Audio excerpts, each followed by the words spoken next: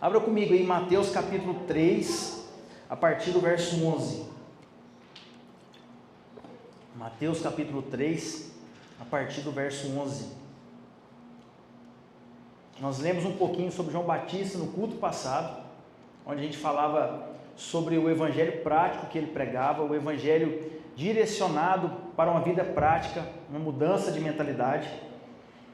E dando sequência aqui no que João Batista pregava, no verso 11 fala assim: eu batizo vocês com água para arrependimento, mas aquele que vem depois de mim é mais poderoso do que eu, do qual eu não sou digno de carregar as sandálias. Ele os batizará com o Espírito Santo e com fogo. Ele tem a pá nas suas mãos, limpará a sua eira e recolherá o trigo no celeiro, porém queimará a palha num fogo que nunca se apaga. Por este tempo, no verso 13, Jesus foi da Galileia para o rio Jordão, a fim de que João o batizasse. João, porém, quis convencê-lo a mudar de ideia, dizendo: eu é que preciso ser batizado por você, e é você que vem a mim? Mas Jesus respondeu: deixe por enquanto, porque assim nos convém cumprir toda a justiça.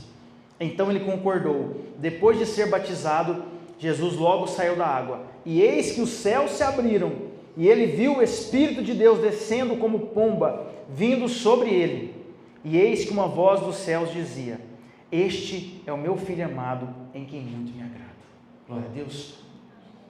Entenda uma coisa, João Batista era próximo de Jesus. Quando ele estava no ventre da mãe dele, ele teve uma reação dentro da barriga de Isabel, quando Maria foi visitar Isabel, e ele se remexeu dentro da barriga de tal forma, que aquelas mulheres viram o que estava acontecendo. E Isabel se sentiu agraciada, porque recebeu Maria na casa dela. Passou um tempo, a Bíblia não narra qual foi a proximidade deles, quando jovens ou crianças. Mas alguns versículos, está lá em Marcos 1, Lucas 3, que cita essa mesma passagem, fala que João disse: eu não o conhecia. A partir desse momento ele passa a o conhecer, dando a entender que João conhecia Jesus, às vezes como homem, sabia quem ele era, mas a partir daquele momento ele viu Jesus como o Messias, o Cristo. E ele não se achava digno de carregar as sandálias de Jesus, mas ele mesmo dizia que ele veio para preparar o caminho para Jesus. Então, como que você explica uma pessoa que sabe, que reconhece que ela veio para preparar o caminho para Cristo, mas que não se acha digno de carregar nem as sandálias? Às vezes na nossa vida, a gente não entende a sutileza do inimigo agindo na nossa casa, na nossa vida, nos nossos pensamentos. Porque o nosso inimigo, Satanás, ele quer colocar apenas uma coisa em você, chamada culpa. Que essa culpa vai brotar dentro de você e vai fazer você não se sentir digno da presença de Deus, digno da presença de Jesus, digno do toque de Jesus.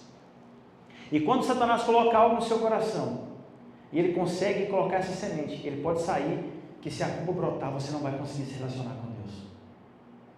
Mas eu tenho uma resposta para você. Assim como João Batista sabia da missão dele, mas não se achava digno nem de carregar a sandália de Jesus, assim somos nós. Nós não somos dignos da presença do Deus vivo. Nós não somos dignos, mas Ele se fez maldição por nós, para que nós não fôssemos imputados, não fosse imputado em nós uma culpa eterna, e colocar na nossa vida o selo do Espírito Santo, que é o selo da garantia na entrada da vida eterna. João, ele nos ensina que a nobreza não está naquilo que nós estamos fazendo, mas em reconhecer que fazemos parte de algo grande, mesmo não sendo dignos. Quando você se submete à vontade de Deus, quando você se submete ao Evangelho de Jesus Cristo, você coloca a sua vida na maior obra que o mundo já viu, a obra de resgate de toda a humanidade. Mas talvez você ainda não percebeu isso. Isso não vai tirar a sua humildade, isso não vai tirar os seus jeitos, as suas vontades, os seus sonhos, Basta que você entenda que o plano de Deus é resgatar toda a humanidade. E Ele vai contar com quem? Comigo e com você. João não era digno de carregar as sandálias, mas ele veio para preparar o caminho.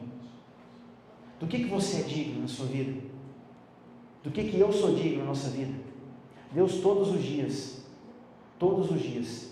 Ele vem com a misericórdia sobre nós, sobre a nossa casa, sobre a nossa vida, sobre a sua saúde. Se você ainda está vivo hoje, respirando, é pela misericórdia, pela bondade do nosso Senhor. Só que às vezes a gente não consegue reconhecer isso num plano maior. Se Ele te deu vida, se Ele te deu talento, se Ele te deu tempo, se Ele te deu dinheiro, se Ele te deu uma família, é para que você use isso para um plano maior chamado resgate de toda a humanidade. Por isso que nós dissemos no último culto, o mundo não espera a volta de Cristo.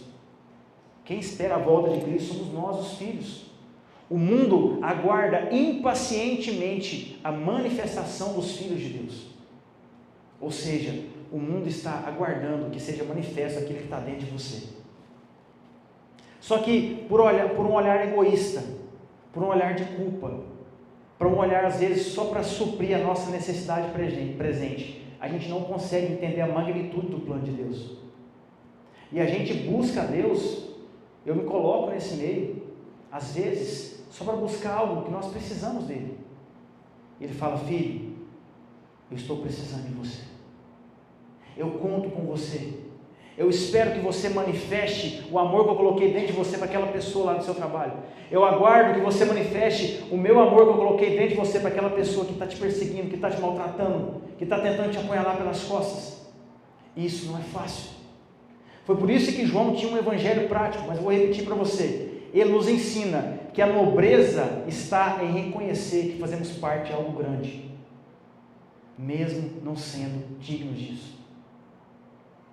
Nós não somos dignos de falar de Deus, nós não somos dignos de pregar o amor dele, nós somos falhos, nós somos fracos, nós erramos querendo acertar, mas erramos. E o mundo olha para a gente muitas vezes e quer colocar em nós a primeira coisa que eu falei para você, um rótulo de uma culpa.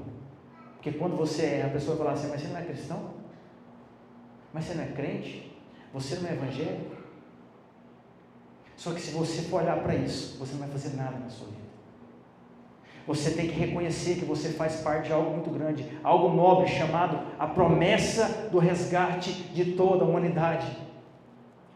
Sabe, tem pessoas esperando que você abra a boca e ore por elas.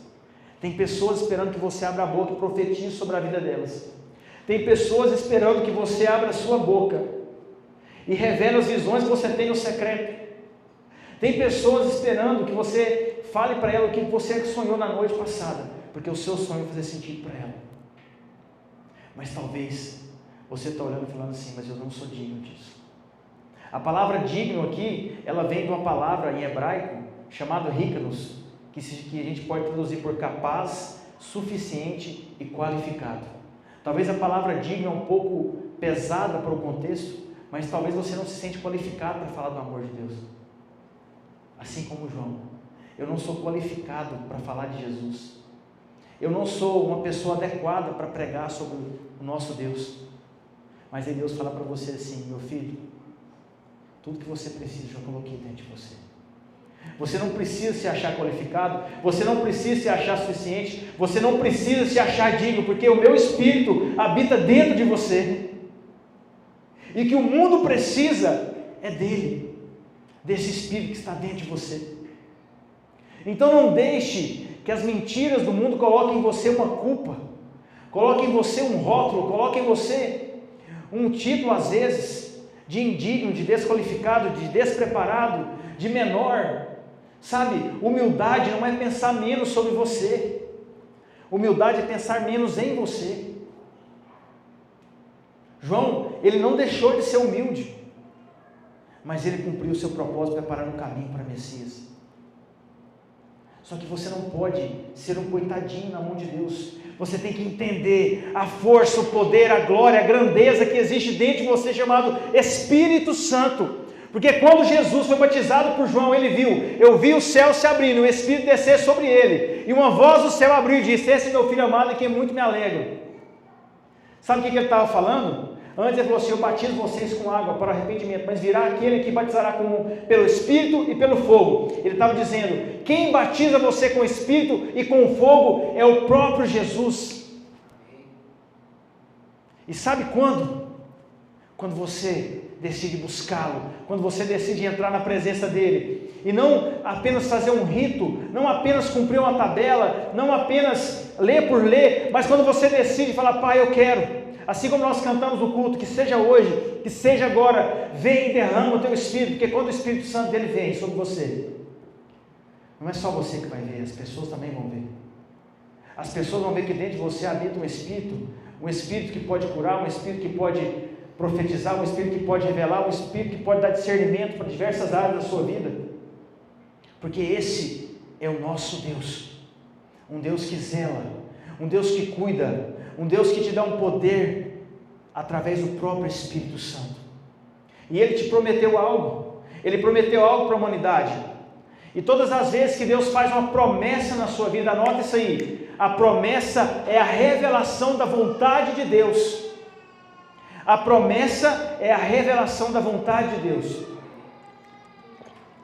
Então, quando você recebe uma promessa, seja na palavra, seja de outra pessoa, pegue aquilo no seu espírito, porque aquela promessa é a revelação da vontade de Deus. Porque tudo que foi escrito, a palavra diz que foi para o nosso ensino que foi escrito. E quando Jesus fala: vamos fazer assim, João, porque nós convenhamos que a gente cumpra toda a justiça, o que ele estava dizendo? É necessário cumprir tudo que está escrito. Então, as profecias que foram ditas nos tempos anteriores se cumpriram em Jesus e continuam se cumprindo. Joel 3, se você ler, você vai entender um pouco sobre esse batismo do Espírito Santo. Então, quando uma promessa é feita na sua vida, é a revelação da vontade de Deus para a sua vida. Mas pega isso, a vontade de Deus não é uma vontade simplesmente específica para satisfazer o seu desejo, o seu ego ou a sua necessidade. A vontade de Deus é colocar você num plano maior, chamado plano de resgate, para que você faça parte do plano dele.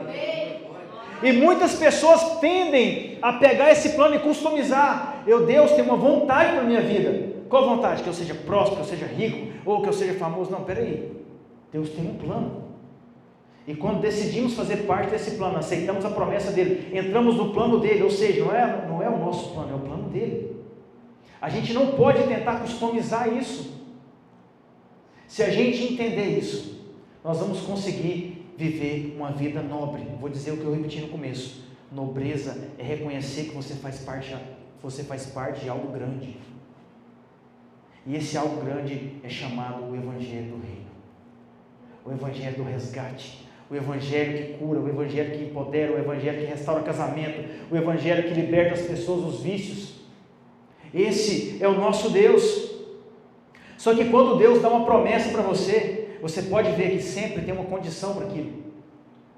Ele fez isso com Davi. Salmo 132, verso 11 e 12 fala assim: o Senhor jurou a Davi com firme juramento e não se desviará, abre aspas, farei com que no seu trono se assente um dos seus descendentes. Se os filhos deles guardarem a minha aliança e o testemunho que eu lhes ensinar, também os filhos deles se assentarão para sempre no seu trono. Pega isso aqui. Quando Deus faz uma promessa na sua vida, ela não para na sua vida. Ela é para a sua geração, porque Deus é geracional. Então, se você tem filhos, você tem que entender isso. Se você deseja ter uma família, um casamento, você tem que entender isso, porque quando Deus promete algo, Ele está falando: olha, você vai ser próspero sim, mas o seu filho será próspero, o filho do seu filho será próspero, os filhos dos filhos dele serão prósperos. E Ele coloca uma condição: se eles andarem na minha aliança, eles vão desfrutar da promessa que eu fiz a você. Então, a condição da promessa nada mais é que a prova da nossa fidelidade na parte da aliança. Então, quando Deus te promete algo, você tem que entender qual é o posicionamento que eu preciso tomar hoje.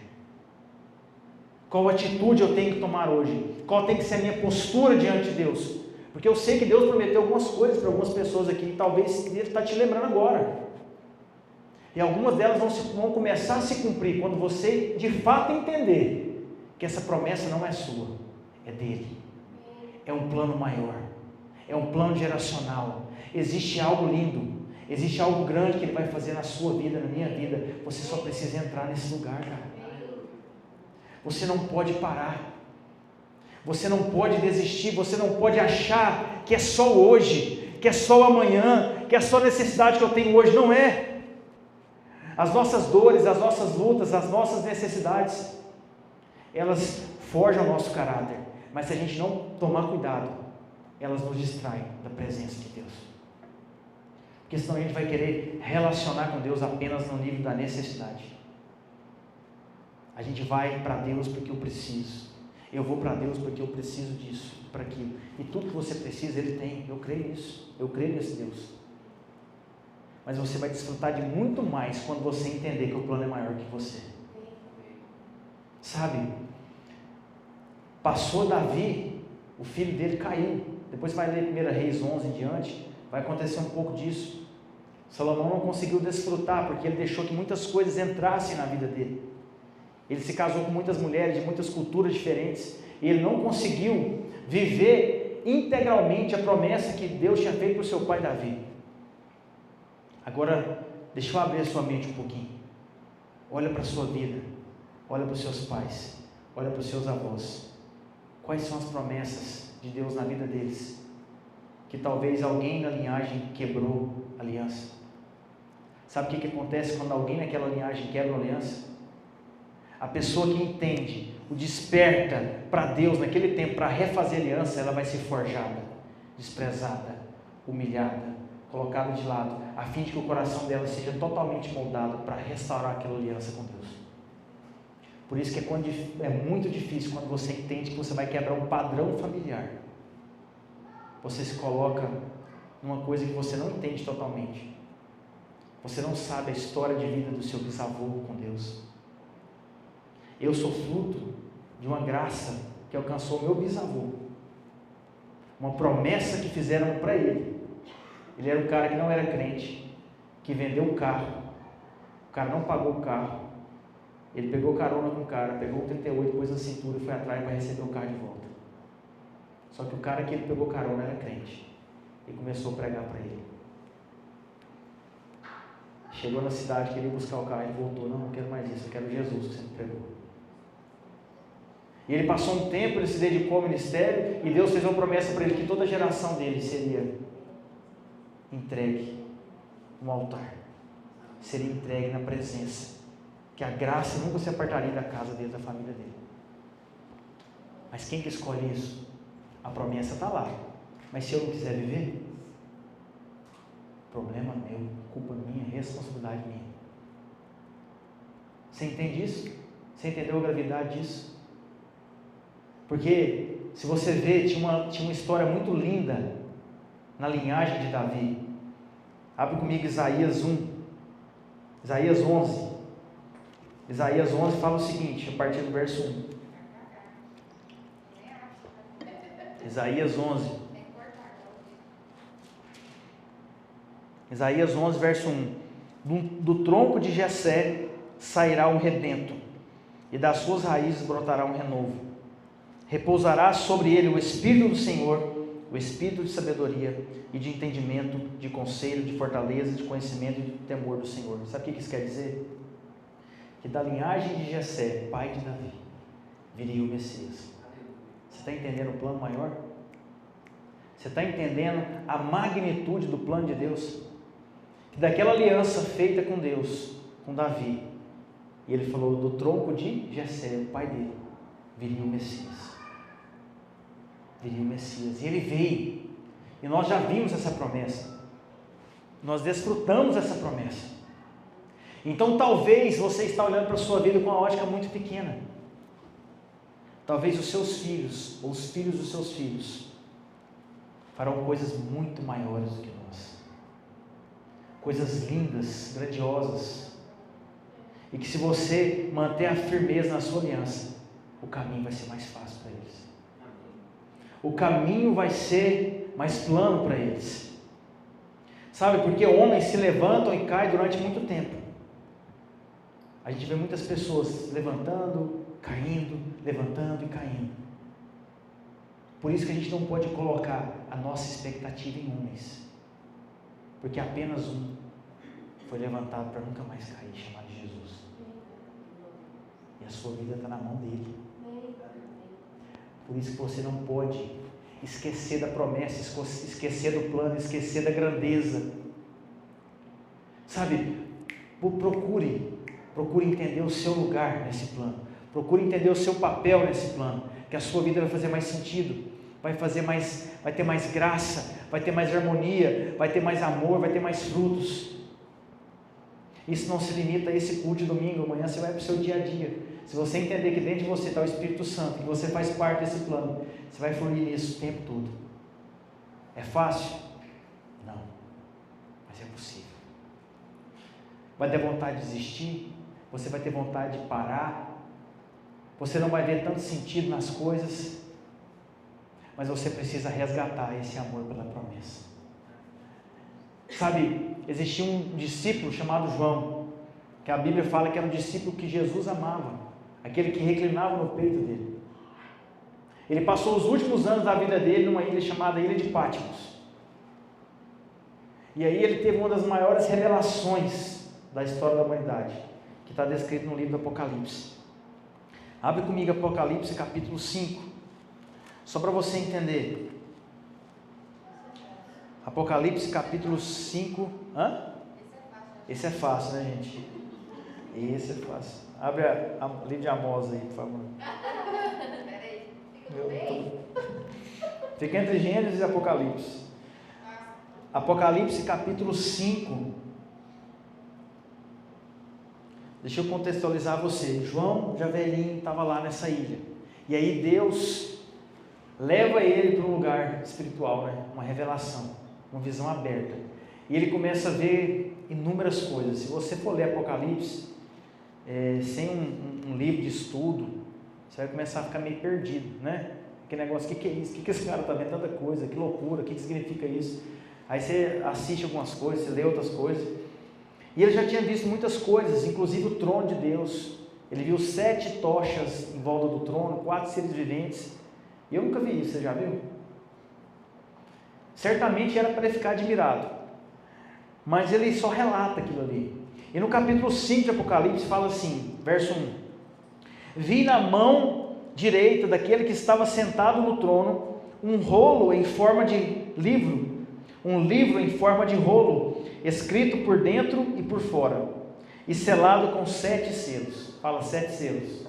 7 selos. Vi também um anjo forte que proclamava com a voz forte: quem é digno de quebrar os selos e abrir o livro? Ora, nem no céu, nem na terra, nem debaixo da terra, ninguém podia abrir o livro, nem mesmo olhar para ele.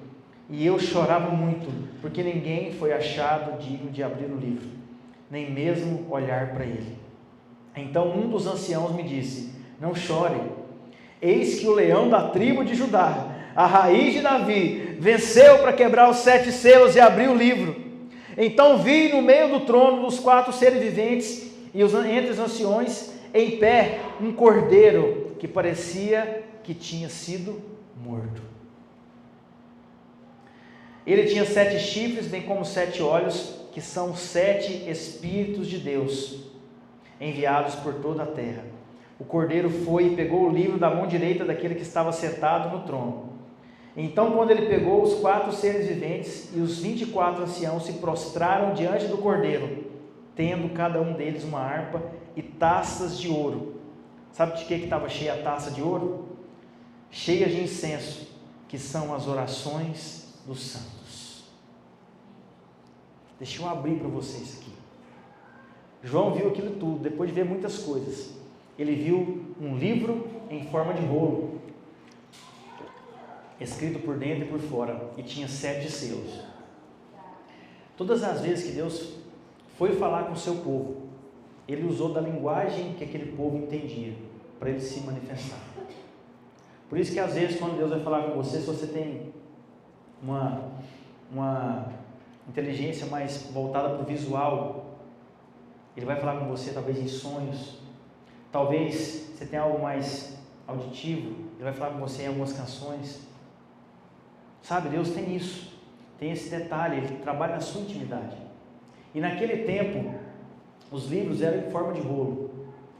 E aquele rolo, quando ele estava fechado, selado com selo, era para que a pessoa que fosse receber tivesse a garantia que não tinha sido violado, não tinha sido aberto. E era comum naquele tempo ter um selo, que eram cartas simples, às vezes 3 selos, mas aqueles que tinham 7 selos eram rolos que determinavam herança, entrega de herança. Quando alguém morria e determinava uma herança para a próxima geração dos seus filhos, tinha que ser um rolo com 7 selos. E aquele livro que João viu nada mais era que o livro da herança dos santos, o livro da promessa da herança, da entrada da vida eterna. E por que João chorou? Porque ele esperava aquela herança, ele esperava aquela promessa, esperava o fim de tudo e a entrada na vida eterna. Só que quando ele olhou para aquele livro, ele viu que ninguém era digno de abrir, e ele chorou. Certamente dentro dele falou assim: agora acabou, não tem mais esperança, não tem mais expectativa. Mas aí uma voz disse: eis o Cordeiro, o único digno de abrir o livro. E aí quando Jesus chega, fala que parecia um cordeiro que havia sido morto. Os 4 seres viventes, os 24 anciãos, sabe o que eles fazem? Jesus começa a quebrar o selo, e eles começam a se prostrar e adorar Jesus naquele momento. Por quê? Porque eles estavam vendo a consumação da promessa. Sabe o que isso quer dizer?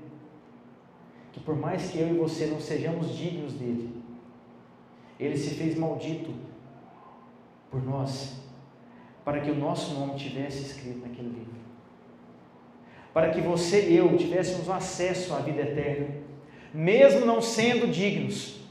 E ele está dizendo assim, calma, no final eu venci, no final eu vou quebrar os selos, e todas as suas orações, as orações dos santos, estarão numa taça de ouro, onde os 24 anciãos e os 4 seres viventes se prostrarão e adorarão. Por quê?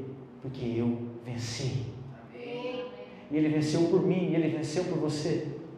Então não procure em você uma dignidade que você não vai ter, não procure em você uma qualificação que você não vai ter. Olhe para Jesus com a certeza de que ele venceu e de que a sua vida está totalmente nas mãos dele, e que os seus olhos precisam se voltar para essa promessa, para esse momento que João viu, aonde tudo vai se cumprir.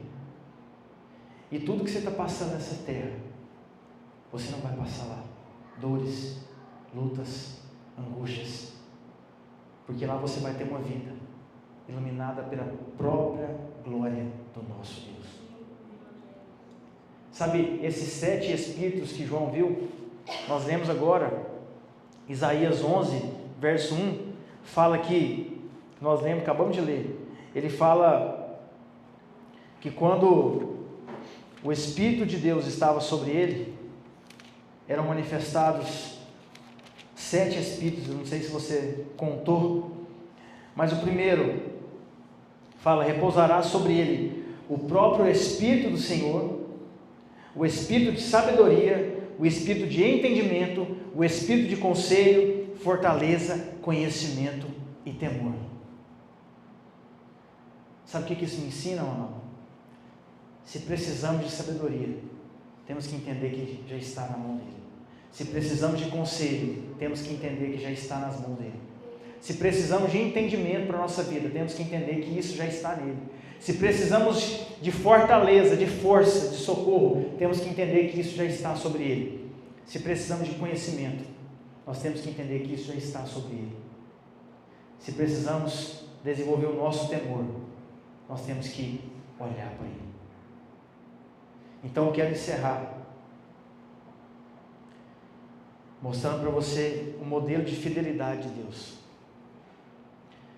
Jesus era o único digno de abrir o livro, mas a palavra diz que, Gálatas 3,13, Cristo nos resgatou da maldição da lei, fazendo-se Ele próprio maldição em nosso lugar.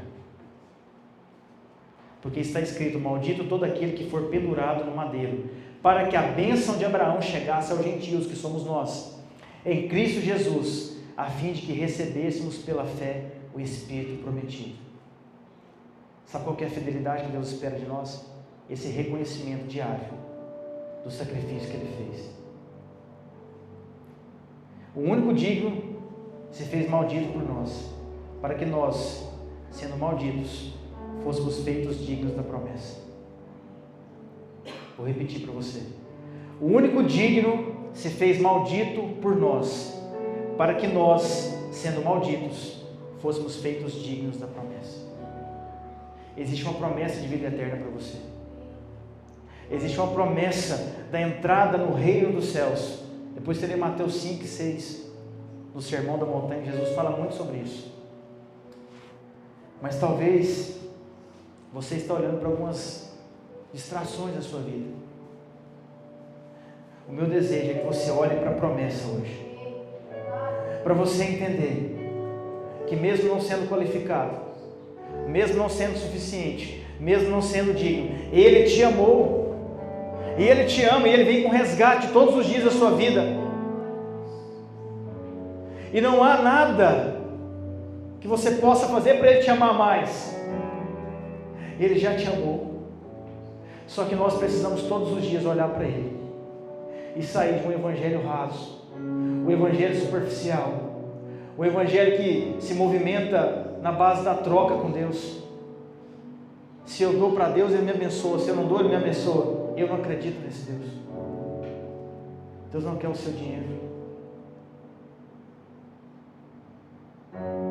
Deus não está interessado nem nos seus dons. Os seus dons foi Ele que te deu. Ele só está interessado que você olhe para Ele assim como João olhou, para que quando você olhar para as pessoas, você refletir a glória dele. É só isso que Ele quer. Isso não vai te isentar das dúvidas, isso não vai te isentar das dores, isso não vai te isentar das dificuldades. Mas se você entender que no final Ele venceu, e que aqueles selos foram quebrados para te entregar uma promessa, uma herança, um título de uma herança, você vai conseguir entender que toda a sua vida vai acabar naquele lugar, e que no final Ele venceu. Ele vai abrir os braços e falar assim: vem, filha amada, entra no gozo do teu Senhor. Posso te falar uma coisa? É só esse evangelho que salva.